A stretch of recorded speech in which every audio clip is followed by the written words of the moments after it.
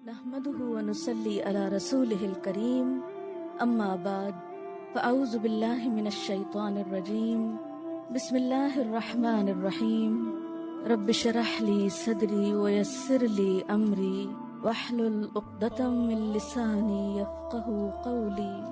आयतुल कुर्सी क्या है? कुरान पाक की सबसे बड़ी आयत। दरअसल अल्लाह ताला का तारुफ, पीछे मोहब्बत की बात हुई। मोहब्बत उसी चीज से होती है जिसको इंसान अपने से बड़ा समझता है, जिसकी सिफात पर हैरत ज़दा होता है, जो चीज उसको पसंद आ जाती है। अल्लाह ताला से भी इंसान को मोहब्बत उस वक्त तक नहीं हो सकती जब तक अल्लाह ताला का सही तारुफ न हो। और उसके तारुफ में ये आयत एक बहुत अहम किरदार अदा करती है। हम में से बहुत से लोग आयतुल कुर्सी पढ़ते तो हैं, लेकिन बगैर समझे, बगैर जाने कि आयत बताती क्या है तो ये एक आयत, लेकिन इसकी फजीलत के बारे में बहुत सी अहादीस वारिद हुई हैं। तिरमिज़ी की एक रिवायत है हजरत अबू हुरैरा रज़ी अल्लाह ताला अन्हु से कि नबी सल्लल्लाहु अलैहि वसल्लम ने फरमाया कि हर चीज का कुहान और बुलंदी है, यानी हर चीज की बुलंदी होती है, और कुरान हकीम की बुलंदी सूरत अल बकरा है, और इसमें आयतुल कुर्सी तमाम आयतों की सरदार है। यानी हर चीज की एक बुलंदी होती है। कुरान की बुलंदी किसमें है? सूरत अल बकरा में, और सूरत अल बकरा में एक आयत है जो तमाम आयतों की सरदार है, और वो कौन सी आयत है? आयतुल कुर्सी। हजरत उबई इब्न काब से रिवायत है कि नबी सल्लल्लाहु अलैहि वसल्लम ने फरमाया, ए अबुल मुंदिर, अल्लाह की किताब में तुम्हारे पास सबसे अफसल आयत कौन सी है? अर्ज किया, अल्लाह और उसका रसूल खूब जानता है। आपने फरमाया, ए अबुल मुंदिर, अल्लाह की किताब की आयत में कौन सी आयत तुम्हारे पास सबसे बड़ी है? उन्होंने अर्ज किया, अल्लाहु ला इलाहा इल्ला हुवल हय्युल क़य्यूम। तो आप सल्लल्लाहु अलैहि वसल्लम ने मेरे सीने पर हाथ मारा और फरमाया, अबुल मुंज़िर, तुम्हें तुम्हारा इल्म मुबारक हो। यानी वाकई ये आयत सबसे बड़ी आयत है। इसके बारे में आता है, जो शख्स हर फर्ज नमाज के बाद आयतुल कुर्सी पढ़ ले, उसे जन्नत में जाने से कोई चीज नहीं रोकेगी सिवाय मौत के। इसे इब्ने मरदुया ने रिवायत किया है। अल्लाह ताला ने हजरत मूसा बिन इमरान की तरफ वही की कि हर फर्ज नमाज के बाद आयतुल कुर्सी पढ़ लिया करो। जो शख्स ये करेगा, मैं उसे शुक्रगुजार दिल, जिक्र करने वाली जबान दूंगा। इस पर हमेशगी सिर्फ नबियों से होती है, या सिद्दीकों से, या उस बंदे से जिसका दिल मैंने ईमान के लिए आजमा लिया हो, या उसे अपनी राह में शहीद करना चाहता हूँ। यानी इस आयत की पाबंदी हर फर्ज नमाज के बाद अल्लाह के खास बंदों से ही होती है। बस अपने आप को चेक कर लें कि आप उनमें शामिल हैं कि नहीं। क्योंकि हम नमाज में कुछ सोचते रहते हैं, जो ही सलाम फेरते हैं फिर बगैर कुछ सोचे समझे जो सोच रहे होते हैं उसको बयान करने लगते हैं, और ये भूल जाते हैं कि ये वक्त आयतुल कुर्सी पढ़ने का है। लेकिन जब इंसान का दिल अल्लाह की तरफ माइल हो जाता है तो फिर नहीं भूलता। नबी सल्लल्लाहु अलैहि वसल्लम ने यह भी फरमाया कि जिस घर में आयतुल कुर्सी पढ़ी जाए उस घर से शैतान निकल जाता है। इसके बारे में एक रिवायत है जो बुखारी की है, सही हदीस है। हजरत अबू हुरैरा रज़ी अल्लाह ताला अन्हु कहते हैं कि आप सल्लल्लाहु अलैहि वसल्लम ने मुझे सदक़े फितर की हिफाजत और मुकर्रर किया। फितराना जमा हो रहा था और आपने उसकी हिफाजत के लिए उनको एक तरह से चौकीदारी दी।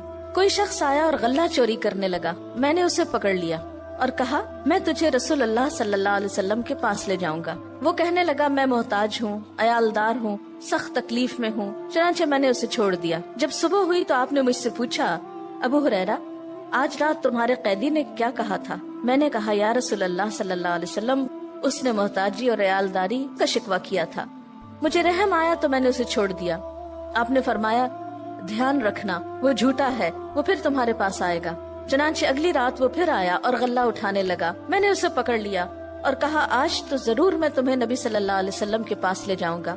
वो कहने लगा, मुझे छोड़ दो, मैं मोहताज हूँ, अयालदार हूँ, आइंदा नहीं आऊंगा। मुझे फिर रहम आ गया और मैंने उसे छोड़ दिया। सुबह हुई तो आप सल्लल्लाहु अलैहि वसल्लम ने मुझसे पूछा, अबू हुरैरा, तुम्हारे कैदी ने क्या किया? मैंने कहा, या रसूल अल्लाह सल्लल्लाहु अलैहि वसल्लम, उसने सख्त मोहताजी और अयालदारी का शिकवा किया।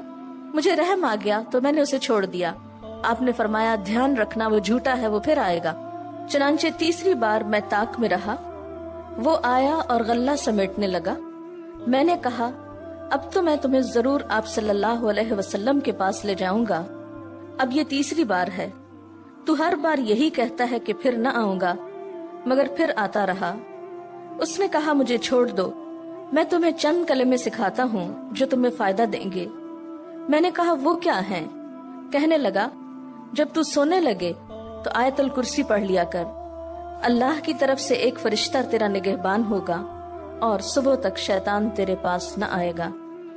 صبح ہوئی تو آپ صلی اللہ علیہ وسلم نے مجھ سے پوچھا تیرے قیدی نے آج رات کیا کیا؟ میں نے آپ صلی اللہ علیہ وسلم کو ساری بات بتلا دی تو آپ صلی اللہ علیہ وسلم نے فرمایا اس نے یہ بات سچی کہی حالانکہ وہ جھوٹا ہے۔ پھر آپ نے مجھ سے کہا ابو ہریرہ جانتے ہو 3 راتوں سے کون تمہارے پاس آتا رہا ہے؟ میں نے کہا نہیں۔ آپ صلی اللہ علیہ وسلم نے فرمایا وہ شیطان تھا جو انسانی شکل میں آ رہا تھا۔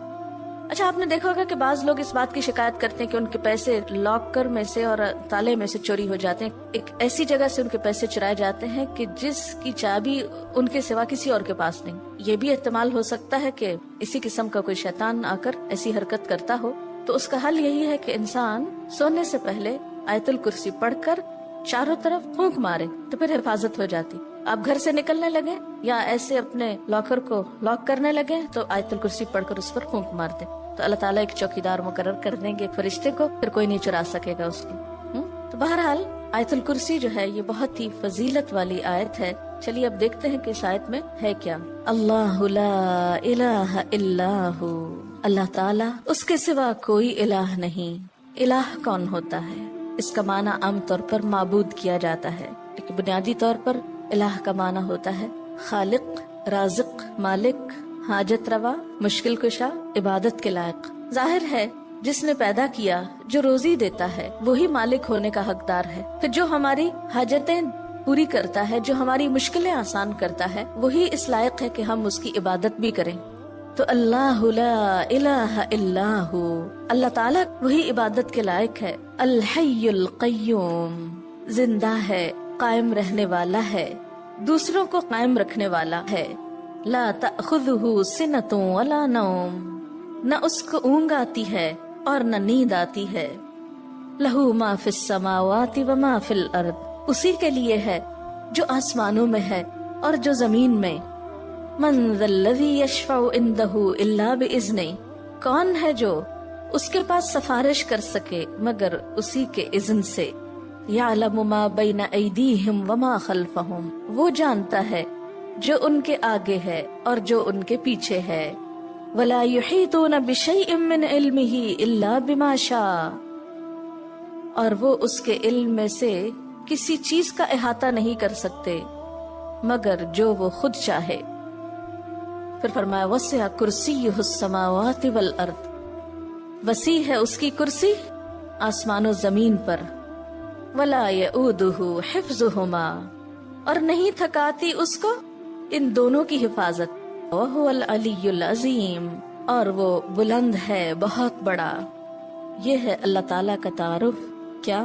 نمبر 1 اس کے سوا کوئی الہ نہیں، نمبر 2 وہ زندہ ہے، نمبر 3 قائم رہنے والا ہے، قائم رکھنے والا ہے، نمبر 4 اس کو نیند اور اونگ نہیں آتی، نمبر 5 آسمان و زمین کا مالک وہی ہے، نمبر 6 اس کے پاس کسی کی سفارش کام نہ کرے گی مگر اسی کی اجازت کے ساتھ، یعنی سارا اختیار قیامت کے دن اسی کے پاس ہوگا، نمبر 7 انسانوں کے سامنے اور انسانوں کے پیچھے، یعنی ان کا ماضی اور مستقبل سب کا علم وہ رکھتا ہے، نمبر 8 اس کے علم میں سے کوئی کچھ نہیں لے سکتا مگر جتنا وہ چاہے، یعنی اللہ کے علم جیسا علم کسی اور کا نہیں، نمبر 9 اس کی حکومت، قدرت، عظمت، اقتدار یا علم آسمان و زمین پر محیط ہے، چھایا ہوا ہے، اور نمبر 10 ان دونوں کی حفاظت اس کے لیے کچھ مشکل کام نہیں، نمبر 11 وہ بہت بلند،